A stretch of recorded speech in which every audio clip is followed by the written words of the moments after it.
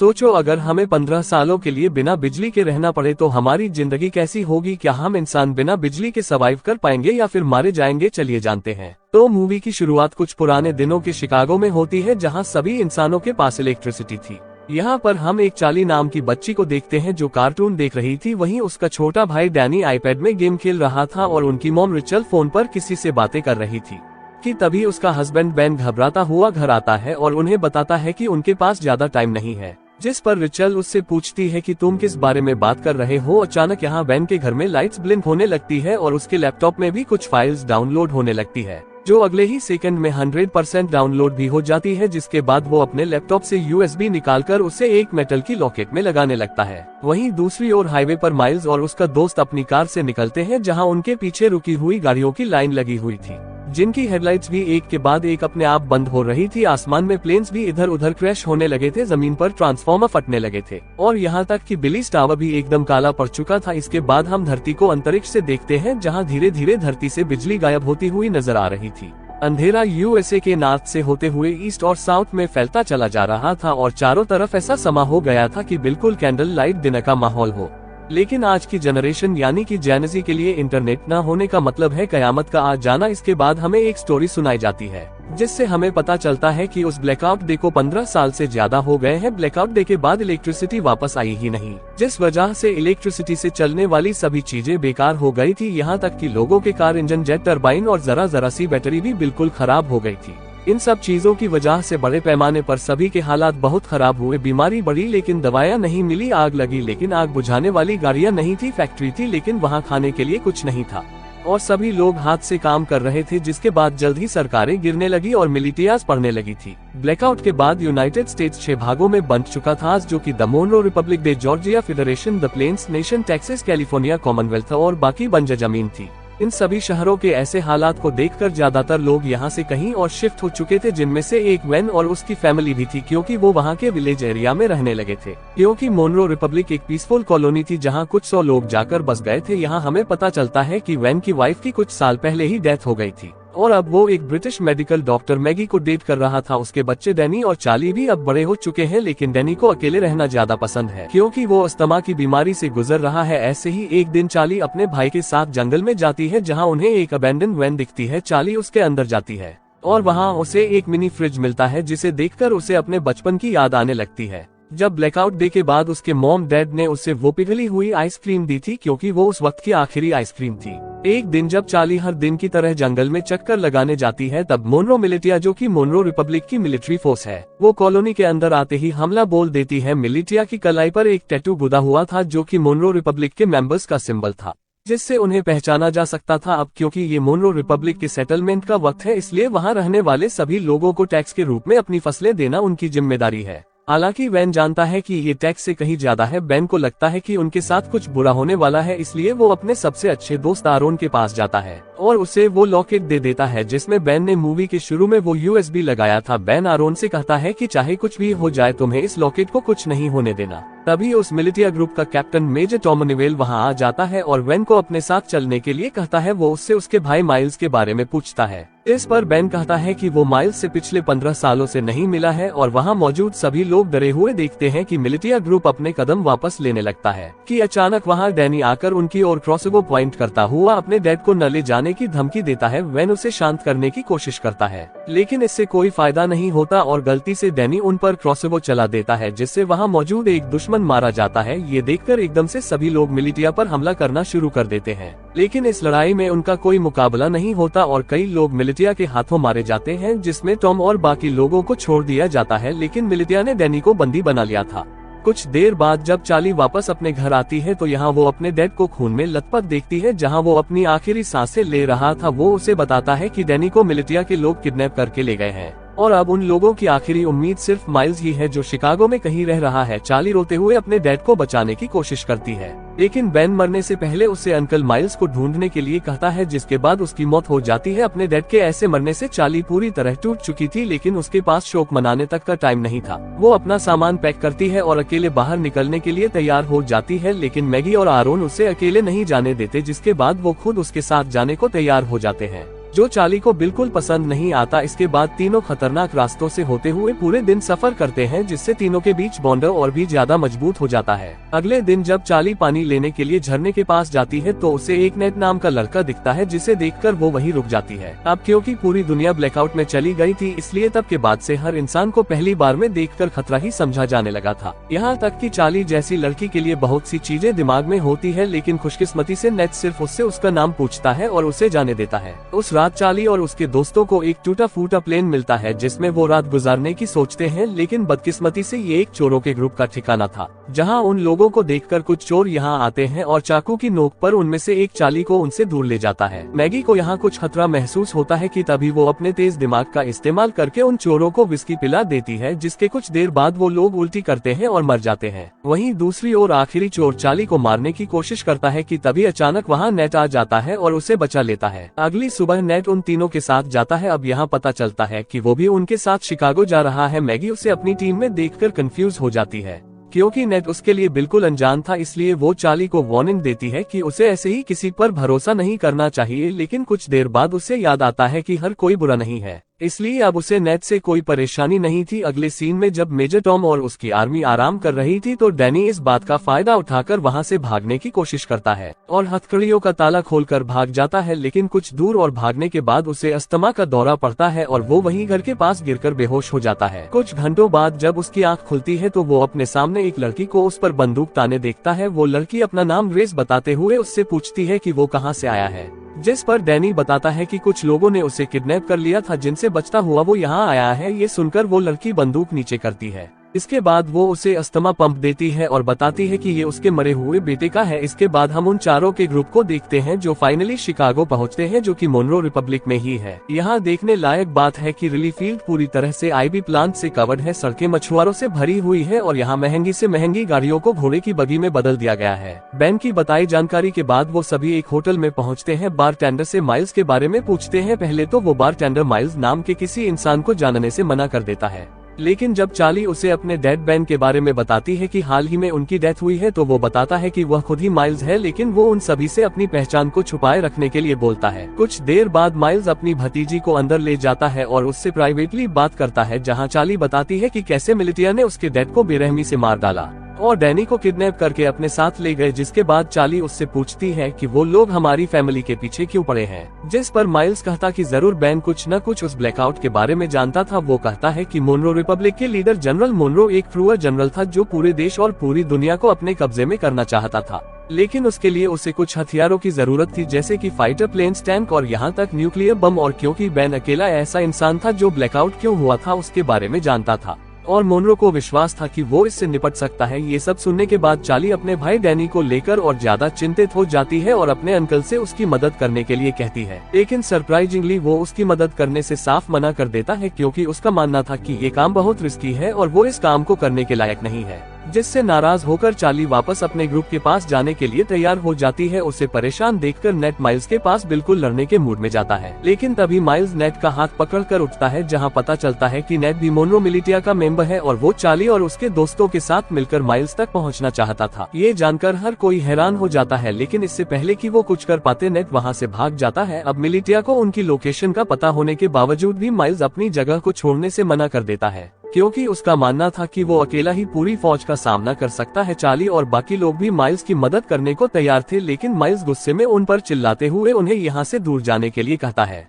कुछ ही देर बाद नेट अपने साथ बहुत सारे आर्मी सेना को लेकर माइल्स से लड़ने आता है, लेकिन इतने सैनिक होने के बावजूद भी माइल्स सभी से बड़ी सफाई से तलवारों का इस्तेमाल करके लड़ता है और एक एक करके सबको मार देता है। जिसके बाद वहां चार्ली और उसके दोस्त वापस आ जाते हैं और माइल्स के साथ लड़ाई में शामिल हो जाते हैं। इसी बीच मिलिटिया का एक आदमी चार्ली को जान से मारने की कोशिश करता है, लेकिन अचानक से तभी नेट आकर उस आदमी को मार गिराता है। थोड़ी देर बाद माइल्स मिलिटिया के कैप्टन को जान से मारकर लड़ाई खत्म करता है, जिसके बाद वो चार्ली और बाकी लोगों के साथ डैनी को ढूंढने के लिए निकल जाता है। जो सुनकर वो सभी काफी खुश होते हैं। कुछ देर बाद माइल्स को अचानक से उस ब्लैकआउट डे का फ्लैशबैक याद आता है और यहाँ से सीन फ्लैशबैक में चला जाता है, जहाँ सारी दुनिया में अचानक अंधेरा छा जाने के बाद वो अपने दोस्त के साथ कार से बाहर निकलता है और अपने दोस्त के साथ मरीन कॉर्प्स बेस में जाता है, जहाँ हमें पता चलता है कि ये दोनों मरीन पुलिस है। यहाँ अंदर जाने के लिए उन्हें अपने हाथ पर बना वो एम नाम का टैटू दिखता है, जिससे पता चलता है कि माइल्स का दोस्त, जिसका नाम सेबेस्टियन मोनरो है और वो इस वक्त मोनरो रिपब्लिक का लीडर भी है। वहीं दूसरी ओर मेजर टॉम और उसके आदमी डैनी के फुटप्रिंट का पीछा करते हुए ग्रेस के घर तक पहुंचते हैं।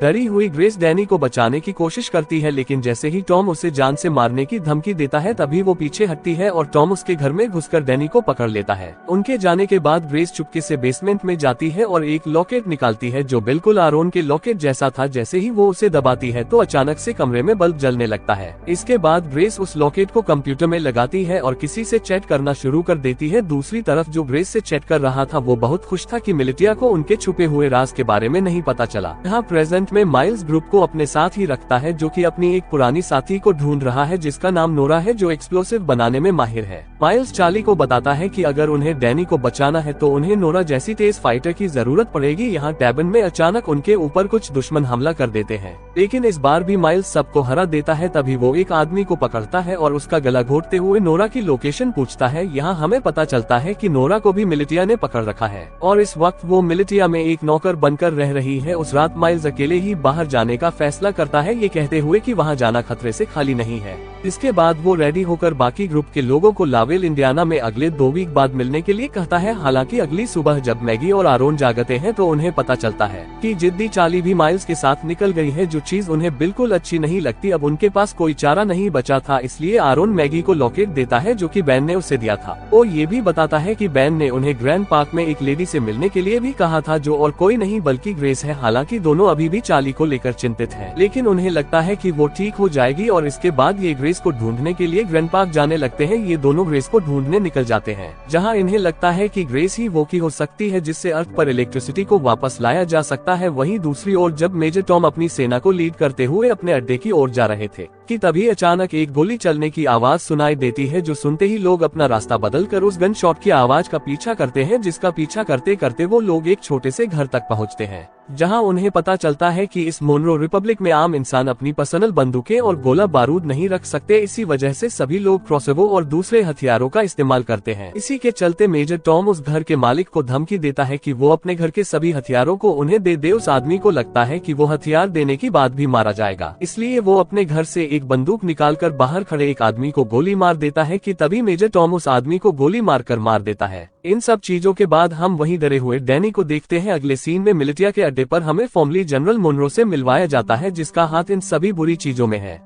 मोनरो वहां मौजूद एक आदमी से अपने हथियारों के बारे में पूछता है, लेकिन जब वो डरा हुआ आदमी उसका कोई जवाब नहीं देता तो वो उसे बेरहमी से जान से मार देता है। जिसके बाद वो दूसरे रूम में अपने एक दूसरे वर्कर के पास जाता है, जहां हमें पता चलता है कि ये बेन की वाइफ रिचल है, जिसे हम मरा हुआ मानते हैं। यहाँ मोनरो रिचल को बताता है कि बेन मर चुका है और ये सुनकर रिचल बहुत परेशान हो जाती है। इस दौरान चार्ली पूरे दिन जंगल में घूमती हुई आखिर में अपने अंकल को ढूंढती है, जहाँ माइल्स उसे गुस्सा था क्योंकि उसने उसकी बात नहीं सुनी थी, लेकिन जब चार्ली बताती है कि उसके भाई को अस्थमा का दौरा पड़ता है तो वो शांत हो जाता है। कुछ देर बाद उन्हें ढेर सारे मजदूर दिखते हैं जो हाथों से हेलीकॉप्टर को खींचकर ले जा रहे थे। यहाँ पता चलता है कि जनरल मोनरो को विश्वास है कि एक दिन इलेक्ट्रिसिटी जरूर आएगी और उस दिन के लिए वो खुद को तैयार करना अभी से शुरू कर देता है। इन सभी मजदूरों में माइल्स नोरा को भी देखता है और चार्ली से कहता है कि उसे इतने सारे लोगों में से बचाना मुश्किल होगा, क्योंकि यहाँ कई सारे गार्ड के पास स्नाइपर राइफल भी है। लेकिन माइल्स अपने दोस्त को हर हालत में बचाना चाहता है। वो नोरा को बचाने का प्लान बनाते हुए रात होने का इंतजार करता है और जैसे ही रात होती है तो सबसे पहले चार्ली डिस्ट्रक्शन पैदा करती है और वहाँ मौजूद गार्ड को भगा देती है। फिर वो वहाँ गार्ड के पीछे छुप जाता है और आखिर में नोरा को बचाकर अपने साथ ले जाता है। लेकिन इस बात से नोरा नाराज हो जाती है क्योंकि वो खुद जानबूझकर कैदी बनी हुई थी, क्योंकि उसे उनकी राइफल चुरानी थी। उन स्नाइपर के पास ऐसे हथियार हैं जो आमतौर पर मिलना मुश्किल है।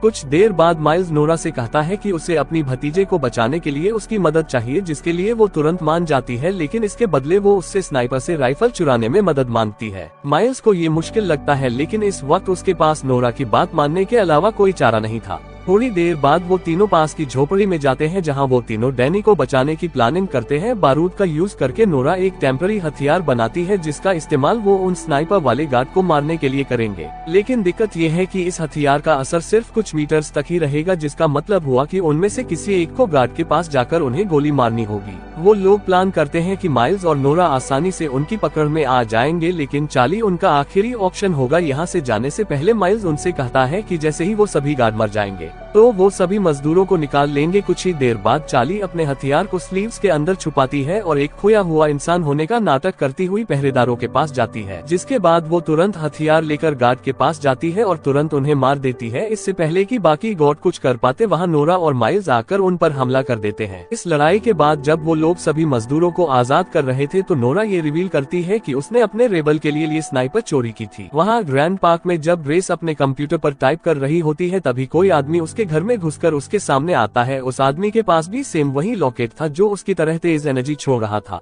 दूसरी ओर माइल्स नोरा को रेबल का साथ छोड़ने के लिए मनाने की पूरी कोशिश करता है, लेकिन वो मना कर देती है। यहाँ हमें पता चलता है कि पहले ये दोनों कपल थे, लेकिन ब्लैकआउट के बाद उन्हें ब्रेकअप करना पड़ा। ऐसे ही कुछ देर बाद वो दोनों रेबल के ठिकाने पर पहुँच जाते हैं जहाँ उन्हें एक पादरी मिलता है। पादरी खुश था कि नोरा स्नाइपर गन लेकर आई है, लेकिन बुरी खबर ये थी कि उनकी सेना पर अभी भी लगातार हमला किया जा रहा है। जब ग्रुप ठिकाने पर पहुँचता है तो उन्हें अंदर कुछ घायल आदमी बैठे मिलते हैं। पादरी यहाँ ये भी बताता है कि इन सभी आदमियों में से एक आदमी गायब है, जो सुनकर माइल्स तुरंत सभी को ये जगह छोड़ने के लिए कहता है, क्योंकि उसका मानना है कि मिलिटिया उसके आदमियों से पूछताछ कर रही है और इस जगह से भागने का यही सही वक्त है। नोरा इस बात के लिए मान जाती है, लेकिन उससे 30 मिनट मांगती है क्योंकि वो घायल आदमियों को ठीक करना चाहती थी। बदकिस्मती से उसका ये डिसीजन गलत साबित होता है, क्योंकि कुछ ही मिनटों के बाद कैप्टन एडम मिलिटिया के साथ दिखाई देता है। उन्हें कुछ देर रोकने के लिए माइल्स अपने बेस्ट शूटर को स्नाइपर के साथ ऊपर भेजता है और उसका ये प्लान काम करता है, क्योंकि ऊपर भेजा गया वो स्नाइपर मिलिटिया के कई लोगों को घायल कर देता है, जिससे उन्हें पीछे हटने पर मजबूर होना पड़ता है। इस लड़ाई के चलते रात हो जाती है। यहाँ बेसमेंट के अंदर माइल्स और बाकी लोग दीवार के सहारे एक सुरंग बनाने की कोशिश करते हैं ताकि एक तरफ से दूसरी तरफ जा सके, लेकिन उनका ये प्लान पूरी तरह से फेल हो जाता है, क्योंकि दीवार में सुरंग खोदते समय दीवार गिरने लगती है और माइल्स उस गड्ढे में गिर जाता है, जिससे उनकी पूरी मेहनत खराब हो जाती है। ठीक इसके बाद छत पर बैठे स्नाइपर की मौत हो जाती है, जिसके बाद कैप्टन एडम और उसके लोग बेसमेंट में घुस जाते हैं। लेकिन माइल्स, जो बहुत बढ़िया तलवारबाज है, वो कुछ आदमियों को नीचे गिराता है और एडम को बंदी बना लेता है। फिर वो उसे दूसरे रूम में बंद कर देता है और यहाँ से भागने के तरीके सोचने लगता है।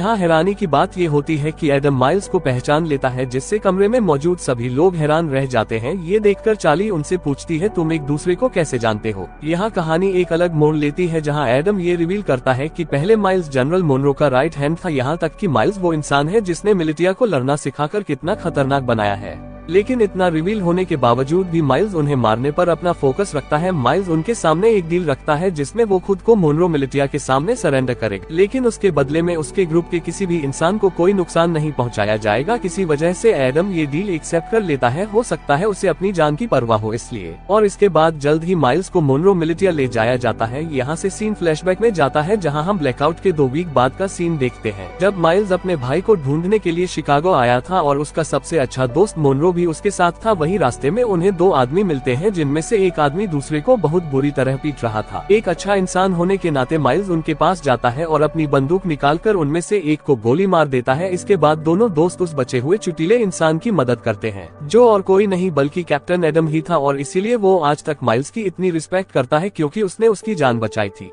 यहाँ से सीन वापस प्रेजेंट में आता है। जैसे ही माइल्स मिलिटिया को अपनी जगह पर ले जा रहा था तो रास्ते में वो एक ब्रिज पार करते हैं, जहाँ अचानक से एक एक्सप्लोजन होता है, जिससे सभी लोग चौंक जाते हैं और इसी दौरान नोरा और चार्ली माइल्स को उनसे बचा लेते हैं। वहाँ से जाने से पहले वो एक और एक्सप्लोजन करते हैं जिससे वह पकड़े न जाए। दूसरी ओर मैगी और आरोन, जो ग्रेस को ढूंढने के मिशन पर हैं, आखिरकार वो उसके घर तक पहुँच जाते हैं, लेकिन उस घर में कोई भी नहीं था क्योंकि ग्रेस ने ये घर छोड़ दिया था। यहाँ आरोन, जो गूगल का एक पुराना एम्प्लॉय होने का दावा करता है और कहता है कि वो कंप्यूटर के बारे में बहुत कुछ जानता है। इसके बाद वो बेसमेंट में जाता है, जहाँ उसे ग्रेस का कंप्यूटर रखा मिलता है, जिसे देखकर पता चलता है कि इसे हाल ही में बनाया गया था, जिससे पता चलता है कि यहाँ इलेक्ट्रिसिटी थी। हालांकि जब कई घंटों तक कंप्यूटर की जांच पड़ताल करता है तो उसे वहां कोई सुराग नहीं मिलता। आरोन थक जाता है और ऊपर जाकर वो कंप्यूटर मैगी को दिखाता है। उसका लॉकेट चमकने लगता है और पास में रखे हेडफोन में गाना बजना शुरू हो जाता है, जहां मैगी के फोन में जानसी आ जाती है, जिसकी वजह से वो कई सालों बाद अपने बच्चों को देख पाती है और यहीं पर ये मूवी भी खत्म हो जाती है।